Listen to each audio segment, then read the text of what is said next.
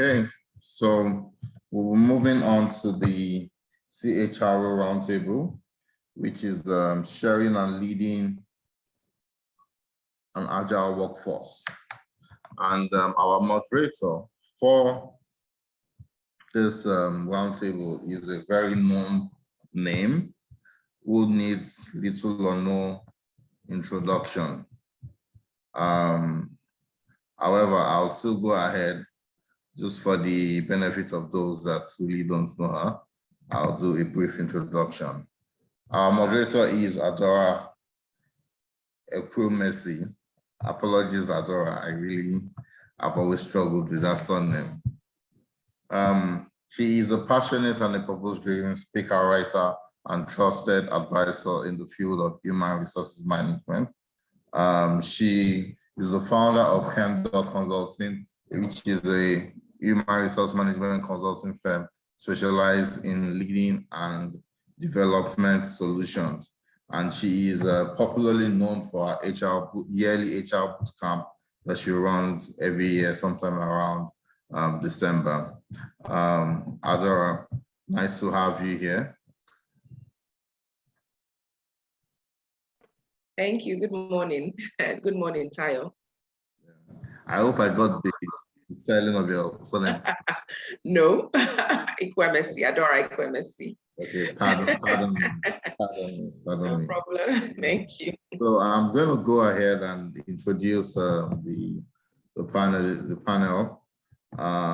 So we have Gamde, who is currently the Chief Talent Officer of Coronation X. Gamde is a highly experienced business leader and HR professional with more than 20 years expertise gained developing and delivering complex employment enablement and engagement programs. She was one time the Chief Human Resources Officer of Nigerian Stock Exchange and also acting head Corporate Services Division in 2017 before she moved to Coronation X. So Gamde, nice to have you here. Many thanks, Tayo. Good morning, and it's a pleasure to be here today. Thank you. Same here. So I'll move to the next panelist. And we have Bukola Kogbe. Bukola Kogbe is the Regional HR Director, Africa for Barry Callebaut Group. She has over 17 years proven track record in delivering outstanding value in manufacturing, pharmaceutical, consumer goods, B2B, and investment banking industries. Nice to have you here, Bukola.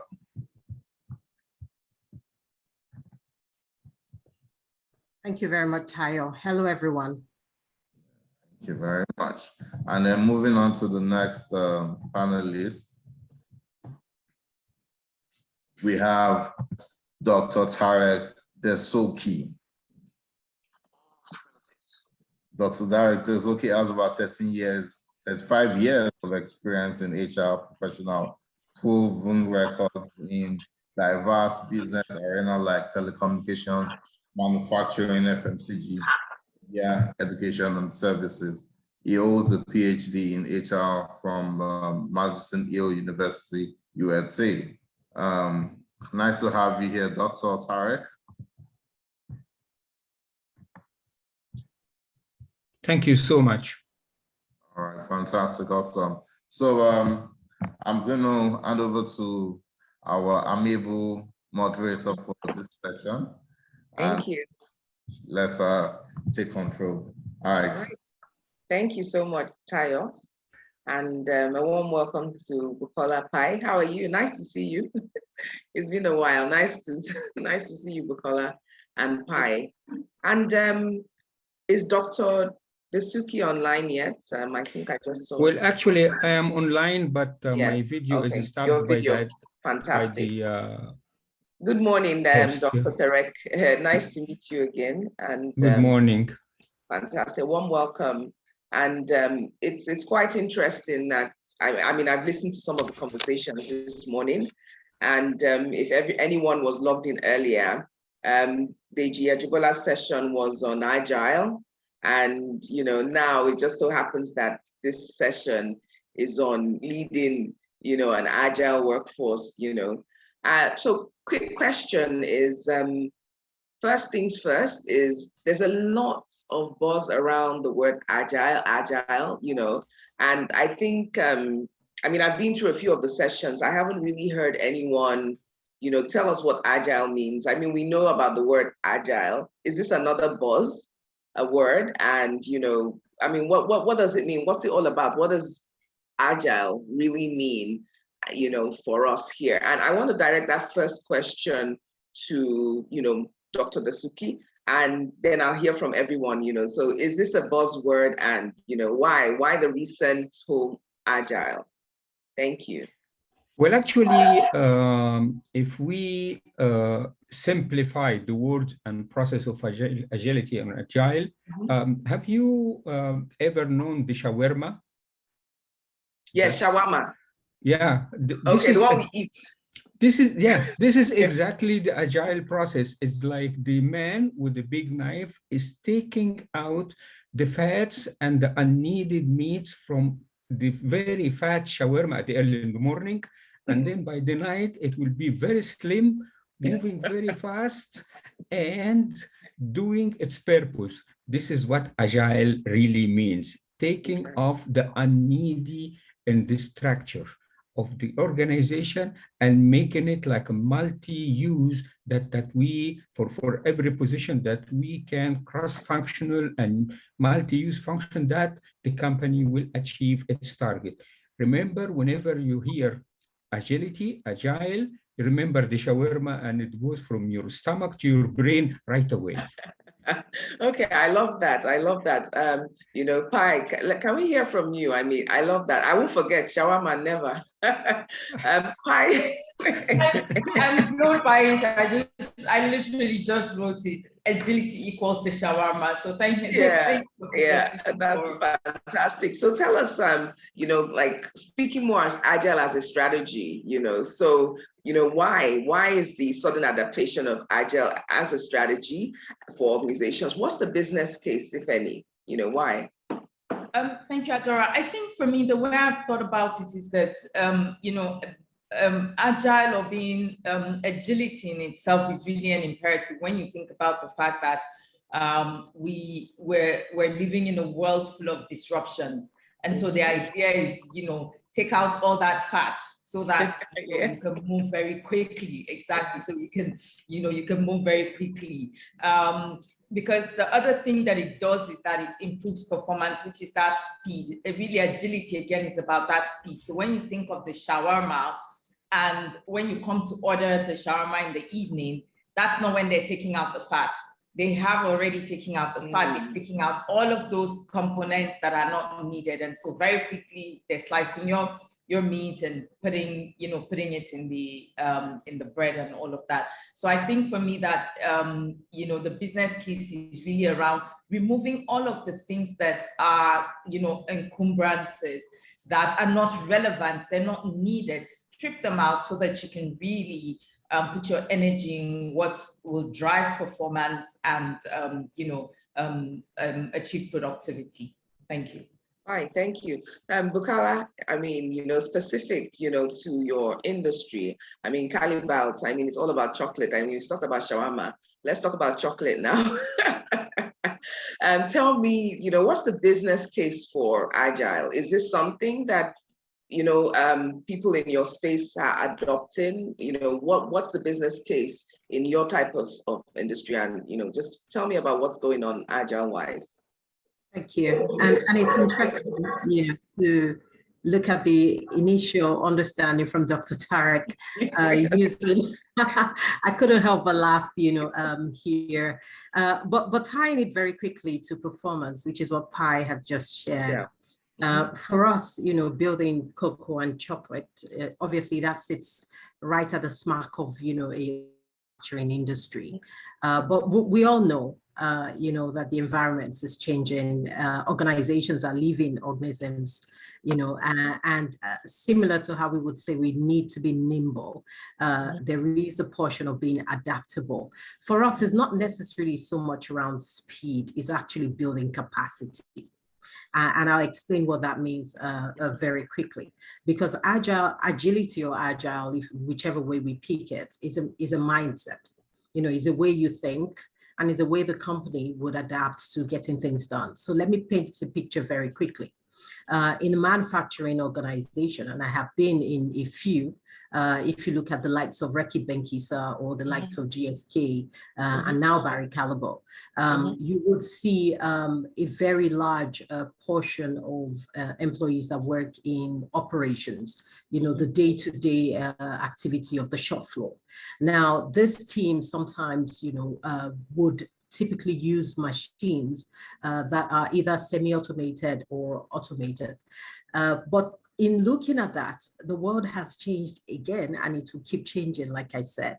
So in that space, how have we tried to find solutions to enable performance? One of this would be using an online digital time and attendance you know, program that enables employees getting their requests done ASAP.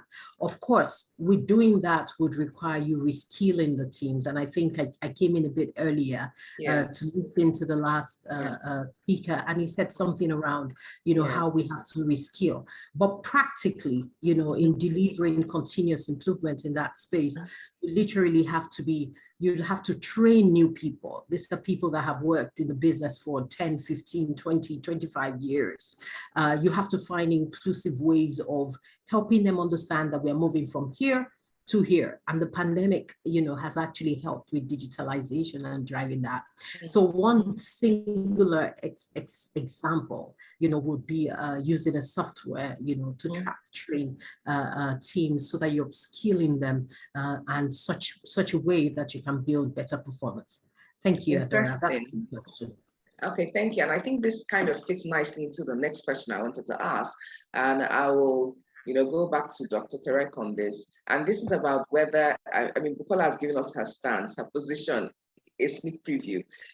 Is Agile a methodology or a mindset? You know, that's something, because, you know, I think a lot of times when people hear Agile, because they know the word Agile, some people here might even be confused that Agile just means agility. And of course, Bukola has led us by saying that, you know, that a big part of Agile is a mindset. But Tarek, Dr. Tarek, talk to us about Agile, you know, being a methodology. Is it just a mindset, or is it a methodology? Is it both?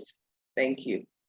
Well, it begins as a mindset, and then we transform it into a process that has certain steps to achieve our final target.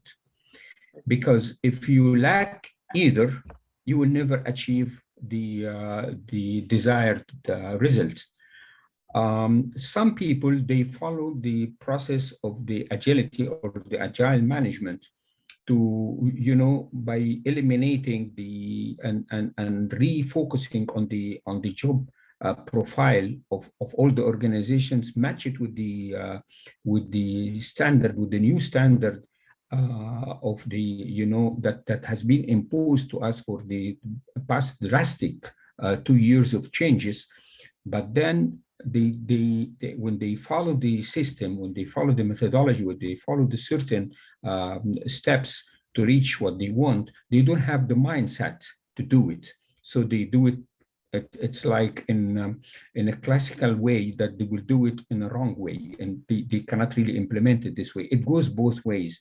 And if you are certified as agile professional and you don't have the mindset, that you will never reach anywhere, never reach anywhere. It's just a certificate being posted on your wall. That's all. Like most of those PhD holders, that they have the certificate on the wall and they don't really implement that. They stopped and froze on the time that they got it. So it's like practicality is something goes with the mindset, and then we adhere to the system, to the methodology, and not only that, but we also improve the process every now and then. That's why we, for example, we have to update the job description every year, as in every year, because the changes around us is too much. If we look at the drastic changes that have been imposed to us on the COVID, which is became like an annoying topic of talk about it, but we are through a very meticulous agile management ever since imposed by this pandemic or by this crisis, because we are working from home, and now we are the divorce between the HR and finance is done. The new marriage between the HR and the ITC is now on the stop laughing, Bukola, and then and yeah, that's the right term, the divorce and remarry. You know, it's like we are no more under the finance domain. We are now in an equal positioning with the IT. And then when we face this pandemic, we discovered, and that was, it shouldn't be a surprise, but it's a surprise that we have more than from 40 to 60% of positions held by persons that we don't need, because when they stayed home, we don't really feel the difference that when they stayed home, the business stops. No, that means before the pandemic, we had overstaffing phenomena that we didn't really dare to touch or to tackle or to talk about. But then we found out that we really have an issue that we forced by this pandemic, and those people staying home and those people are not working. Look at the army of those in the admin gray area, which is a very well indication of organization corruption. If you want to hire anybody in the admin, or if you want to hire anybody of the, you know, being favoritism, nepotism, acroyonism, any of these phenomena, then we will hire in the admin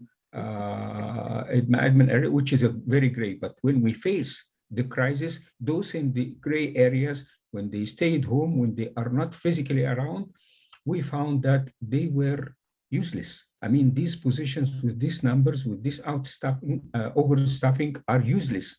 And then we look at the disaster that in the column, get back to the finance, in the column of the expenses, we are paying so much salaries and direct and indirect expenses that's crippling the organization through these unnecessary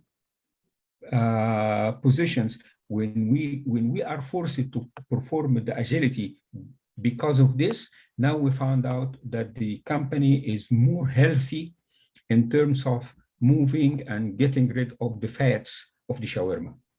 Okay, thank you so much for that description again.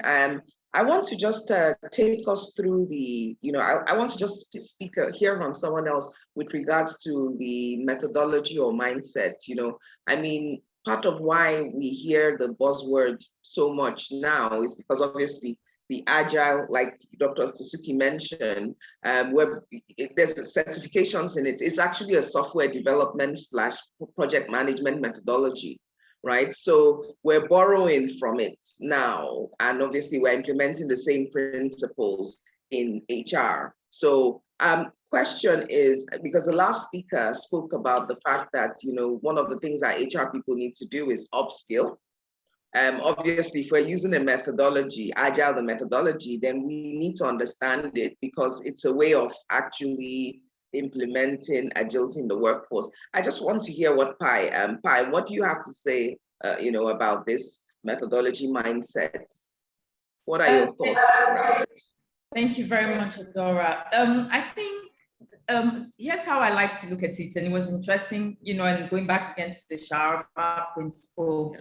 I like to also use the, the cat, that has it's one of the most flexible animal, and, it's as a result of exactly, the formation of its vertebrae, which enables it to really move and can contort itself and into different forms. And they say cats have 9 lives.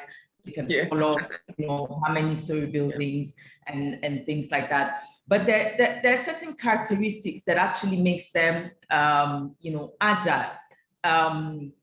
It's how they are designed. Their shoulder, sockets, bones. Their shoulders are not locked into any socket, and so when you look at them, sometimes they almost like just flatten out. But exactly. So just using that as another example of the conversation we're having around, agility, is that it's not fixed, and so they can move very quickly. So talking about it, for me, I think that it's both. It's a mindset and it's methodology. Even if you have the methodology in place, but you haven't changed the mindset, you're still stuck. And I'll share an example many years ago when we looked at our recruitment process, and one of the things that I was very keen on doing is saying, in all of our transformation, we must streamline our HR activities, because HR can very easily be bogged down by transactions, just processing. We're just head in the sand, just doing transactions. But how do we put our head up there and think of the end user, our customers, our employees? How can we ensure that everything we're doing, we're serving them? And so we went into automating several of our processes, and one of them was our recruitment process, and we're building a recruitment portal. We knew what we wanted to do. I used to get, on an average day, I'd get 20, 30 CVs. And so I created a folder, and the CVs would just default. If it's a CV, it just goes in there. And I'll randomly, when I have a moment, just go in and sort of see what is this, and And so I knew I didn't want to get that, because also I didn't have the resources to be filtering through. And so when we sat down to think about what do we want ultimately? Ultimately, we don't want to collect pile up CVs. We knew we didn't want that. But we also wanted to have candidates' data in an intelligent way and information that is relevant for enabling us to make decisions as to whether and how we move them to the next process. So in designing the forms, the kind of information we wanted to collect that enables us to, when we filter, we're actually getting the information we need. And then there's a prompt, a mail that will go out to the candidates who has come in to log in their information, and that, we're interested in you, send us your resume. But we also didn't do that on our own. We wanted line managers to be able to access that portal themselves and go through the profiles that have, that's on the and say, I found one or two candidates I'm interested in, and notifies HR, and then HR, kickstarts the process with the candidates. So that's something we did. Whereas in the past, it was, we were getting physical resumes. I was getting people were forwarding resumes to us. We did a lot of communication to say, here's what we're trying to do. We want to automate this process. We will no longer collect CVs. Don't email CVs to us. We want to engage with the candidates directly also. So here's what you do. Here's the link. Here's the portal. We did all the socializing and all of that, and that made the process very, very easy. One other thing I'll say to this, Adora, please just just have 1 second. We're currently working on a policy digitalization project. Again, HR, our policies are 100,000 pages. Nobody really reads those things. I mean, if we can be honest, nobody really reads those things. How do we simplify them in today's world where attention span is very, very short? Catch people's attention with what is relevant, as opposed to just rhetorics in a document. And so we, as part of that, once we sat down and made sense of what it was we wanted to do, how do we go about doing it? We started out with the communication, understanding who the stakeholders are, why do we want to do it, and how we're doing it. So it's still a project that is ongoing. We've literally just started, but in terms of just making sure that there's an understanding, and here's the mindset, because somebody asked, why are you making this type of investment in this tool? And in this project, and I said, 10 years from now, right? there are certain nuances that will no longer be relevant in the policy, but there are certain tenets that speak to the different areas that will forever remain true. The document is going to focus on those tenets that, things that, are non-compromisable. So things around respect and dignity for human beings and things like that, those types of things will not change. So the policy will focus around the kinds of things that will remain significantly relevant, but we also note that there'll be tweaks and shifts as we go along. So thank you. Thank you so much, Pai. Please, if anyone has any questions, use the Q&A. Type your questions in the Q&A. There are people who would be responding, and of course, maybe the panelists, if they're not discussing, they can perhaps respond because of time. Thank you so much, Pai, for that. So Bukola, my question to you is, you started off by even saying that, that the mindset, you actually led this mindset discussion. And I just want to know, because, I come from an IT background, so I'm very familiar. In fact, I'm so comfortable in this because, Agile as a methodology is the way we would design software anyway. And Dr. Dessouki mentioned about the certifications program. There is a methodology, right? Which is, when, and if we're going to, as HR professionals, if we're going to adopt the methodology, then that means that, the way we approach projects, we're going to understand our clients or our employees' needs. We're going to, design a minimum viable product first, and then we would put it, put it out there, and, we would get feedback and we would redesign it. So it's kind of, IT style of designing products. My question is, and I want to hear from everyone else, is Agile to us just the agility mindset thing, or is anybody's team actually using the methodology of Agile? Because there is a way to be Agile in the work, by adopting this framework, or are we just focusing on, what, we're still in a pandemic, we need to be Agile, as a workforce type of thing. So that's what I want to know from Bukola. Then I'll obviously hear from everyone else on that. Thank you. Thank you, Adora. So maybe before I answer that question, I go back to explaining that Agile is a mindset. Why would I say that? Yeah.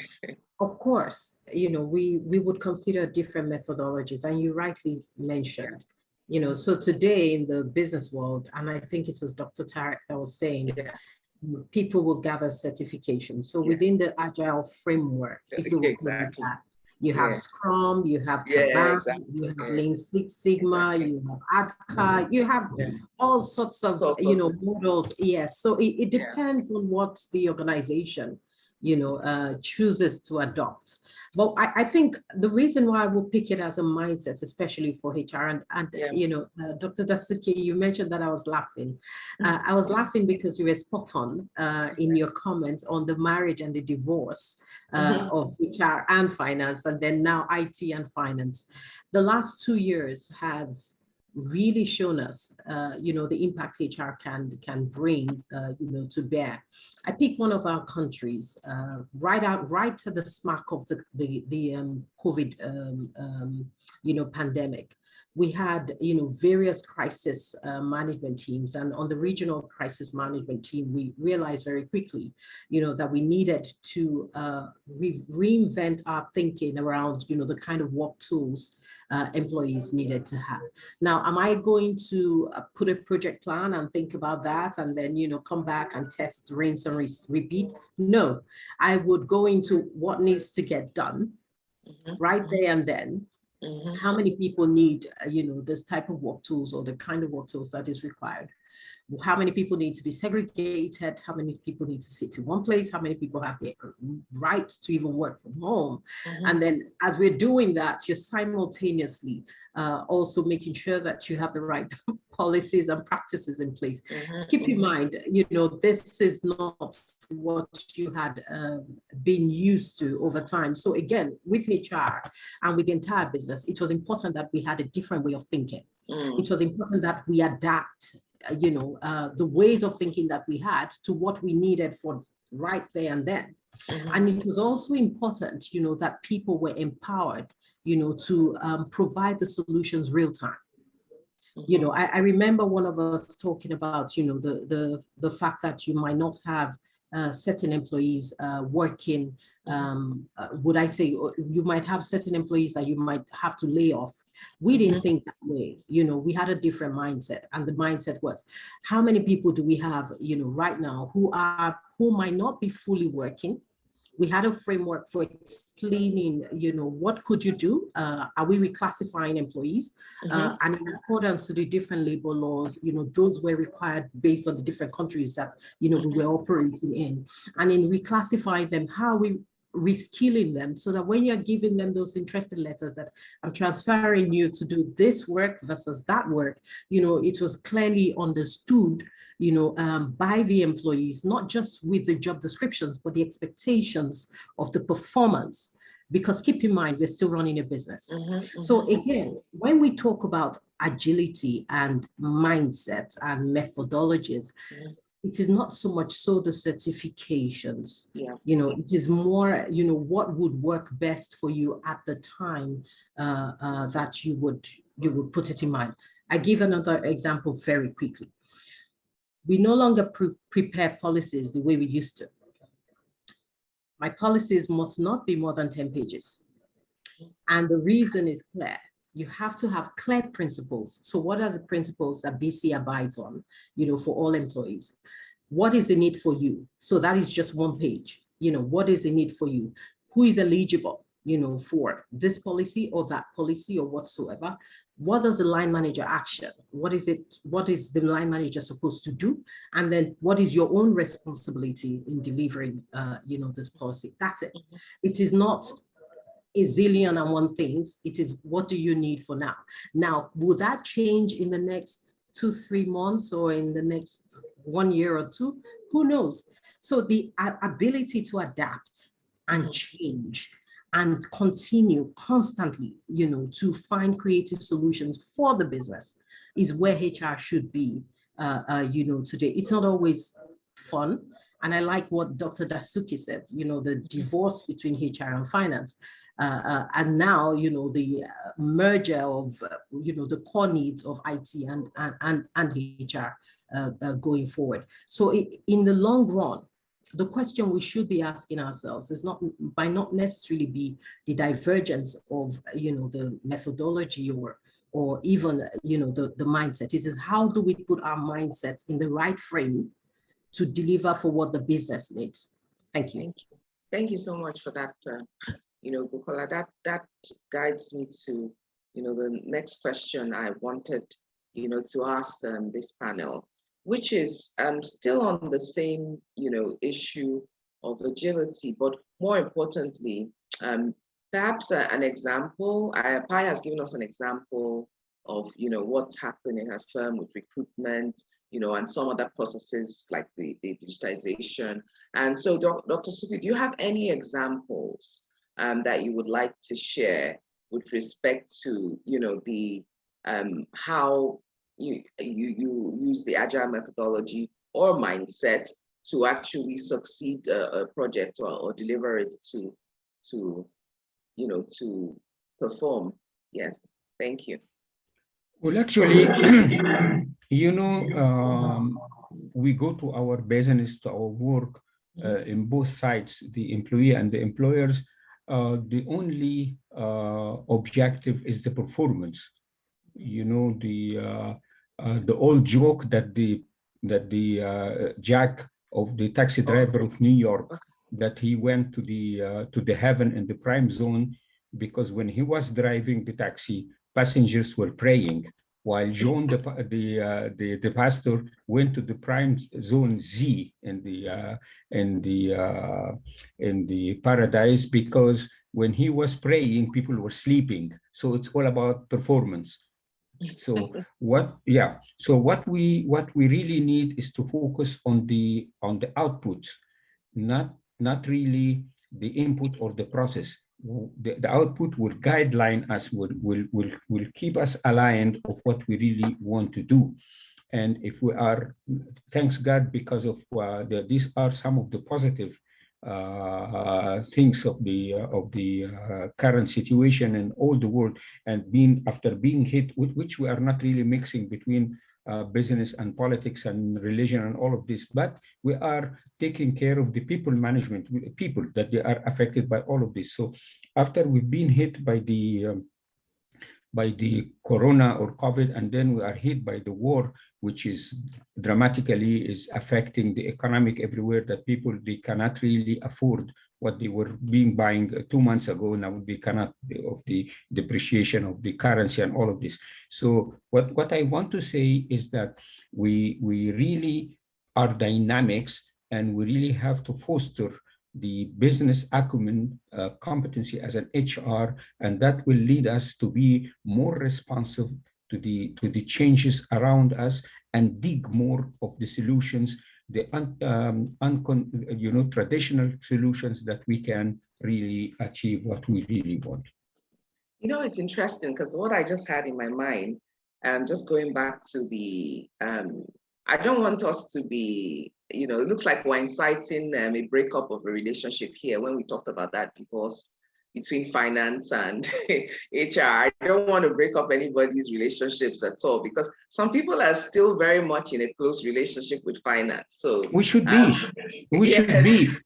but we are leaning more on the technology than being into the admin side, that we are dominated by the figures. That's what I want. There is no divorce and marriage on real space. We are not living in a silo management era. But IT is looking more attractive. It's looking like the attractive gentleman or lady, and I don't know, finance seems to be the not so attractive partner right now.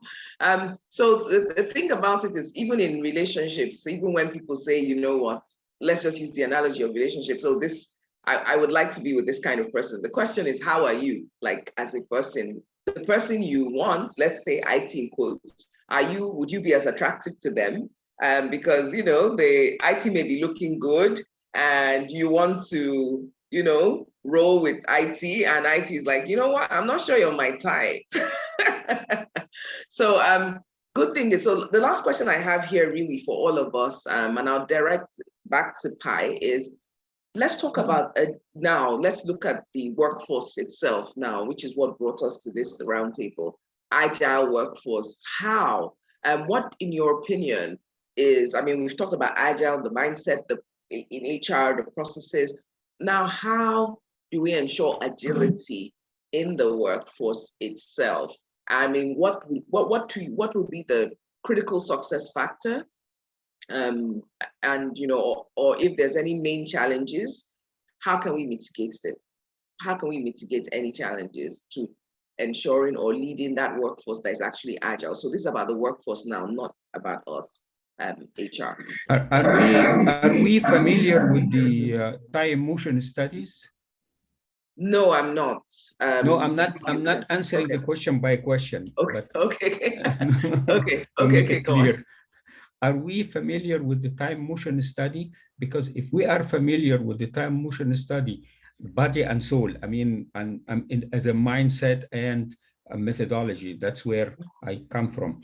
If we believe in time motion study, and if we are practicing time motion study over and over, we will do it automatically, and our eyes will catch what's there to be corrected. Because if we are not doing this, we will see some people that they are moving, pretending that they are doing something, and the output is nothing, because they want to justify their worth position, and they want to justify their position. They want to justify the money that they are getting as a salary at the end of the day.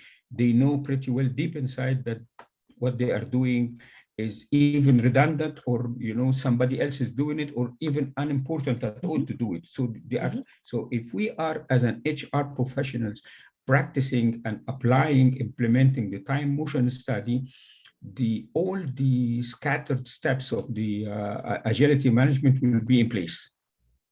Believe me. Right. That's what I want to say. Just use your logic, use your eyes, and use your heart, and you will see. And this is not, as I saw one of the questions, and this is not a call for firing people.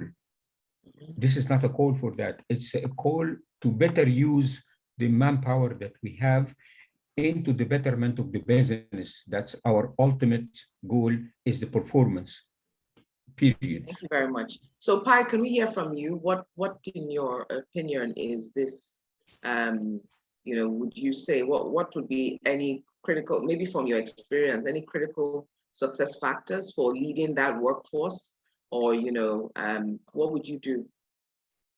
I think that, so it's a couple of things. Thank you, Adora. It's a couple of things that I think are important. One of the key elements is really buy-in. So when I remembered again, when we were implementing, we wanted to implement automate the HR processes, and we had made the business case and everything, and we took it to management. And I was so sure it was going to be approved, and it was not approved. And I thought, I didn't understand. And then the comment I got was, we get it, but you've got many other stakeholders to come on board with you. So if you bring them on board, you get the approval. And these stakeholders are the, you know, my divorced friends, the finance. It was get them on board, get procurement on board. If you can get these two functions on board, you know, we will give you approval, and, you know, and then, because these are areas where efficiency is significantly required. I went to the business leaders. I had, you know, I'd had conversations with them, but they, you know, they didn't seem interested.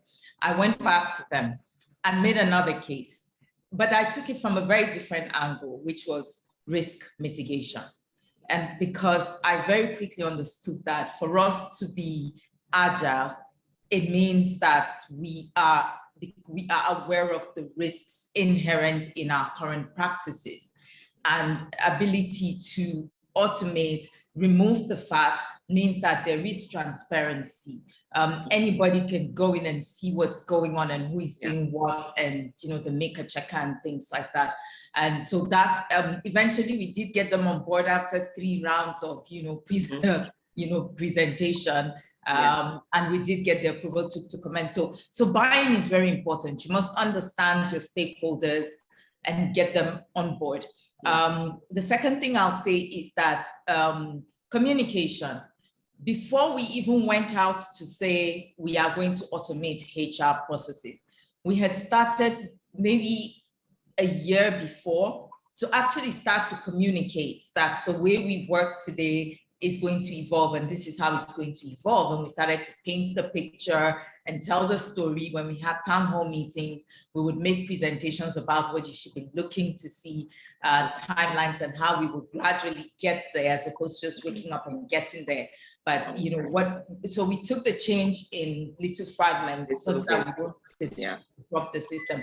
The last thing I'll speak about is the culture. You know, agility, you know, or being agile is culture, right? If mindsets are, you know, are built upon bureaucracy, hierarchy, this is what makes me significant, then it will be difficult. But how do we start to change and evolve the culture, even if it is in one unit, and then grow it? And another example, what we did was, when, you know, in a transformation and we started, we in HR took the first lead in coming up with the standard operating procedural manuals, and we did it across every single HR function and activity. And that eventually became the template that the entire organization used in terms of putting that together. So we started in our function, got it right, and then, you know, multiplied. So I think that those are some of the things. And then lastly, of course, training and education. We've got to educate people. We've got to train people. Yeah, thank you. Sorry, thank you so much, Pai. Sorry, because of time, I'll just allow Bukola wrap up, you know, in summary, you know, her take on when it comes to actually leading an agile. So this is the workforce itself. So Bukola, just give us the last notes on this with respect to the workforce itself being, you know, agile. Thank you. Thank you, Adora. And have listened and was taking some notes as well from listening to all of us. I think for us, and what's important is to ask yourself, what's the goal? You know, the mindset should be focused on the customer, you know, as rather than what had been in the past. And then we need to ask ourselves how work gets done. You know, I think it was Pi that mentioned doing it in small teams, you know, starting from a small, you know, space, and then you can scale from there. The other part sits around, you know, the way the organization is structured, the networks within the organization. The McKinsey 7S framework, you know, we'll talk to you about the strategy, the structure, the systems, shared values, and staff and style. But when you talk around, you know, the structure and the people, and you know, Dr. Tarek mentioned it as well. We said performance is what's critical. So your end goal should be, how can I add value? So what would support in making that happen? You know, one is ensuring that you have communities of cohesiveness. People are together. If you don't have the togetherness, either between HR or IT or finance, to bring the dream to bear, you cannot land it. The other is ensuring that you have shared and servant leadership across the teams in the space. Everybody should be entrepreneurial. Like we said, it's a customer mindset. And the truth is, minutes to explain it. When we look at agility and we look at agile organizations, we have to look at it in different facets. You have to look at it as the organization itself, knowing that we are living organisms. You have to look at the employees, you know, knowing that you're upskilling the employees and you're putting them in the roles that matter. You have to constantly consider continuous improvement, either of your processes or even your people. And you have to also look at how the society and technology play a part in supporting and delivering, you know, the actions that you have. Don't forget, you still have the war for talent. The world has accelerated with machine learning and whatnot, but we need to focus and look at the organization remaining living, employees staying tuned and constantly reinventing themselves, and even HR itself, you know, providing the tools that allows for, you know, cohesive relationships, the right leadership, and entrepreneurial drive. Because if you change nothing, nothing changes. Nothing will change. Thank you so much, Bukola, for that. And I'm very conscious of time because I know we started a little later than scheduled. And so, you know, I just want to thank the panelists very much for their inputs. We learned so much. So in a couple of seconds, I'll just, you know, do a brief summary. You know, being agile is all about losing weight. Well, yes, I mean, it's all about taking off the unnecessary, the fat, you know, so that you can obviously move and be able to respond quicker to your customers. Just like Bukola said, it's also about being very responsive to customers, focusing on the customer. It's a mindset, just like Pi also guided us. You know, it's also about buy-in, you carrying your stakeholders, you know, along, having to reskill them as well, upskill them, just like also Bukola mentioned that and touched on that as well. And all in all, you know, it's about a vision and a strategy and people working together in oneness. I think that's a good summary of what we've all discussed. I just want to thank you guys very much. It's been a brilliant discussion, and, you know, hopefully we'll do this again sometime. Thank you very much, everyone. And Tayo, over to you if you want to say something, or who else is who? Thank you. You took our time, so I apologize. It's impossible to have questions, but I was being very conscious. I know we're over, but I think we started. Okay, so what we can do if the panelists are willing is that we can take the questions and they can provide the responses and we share with the audience. No problem. Thank you very much, everyone. And yeah. Thank you very much, Pi. Thank you, Bukola. Thank you, Dr. Dessouki. Thank you so much. Thank you.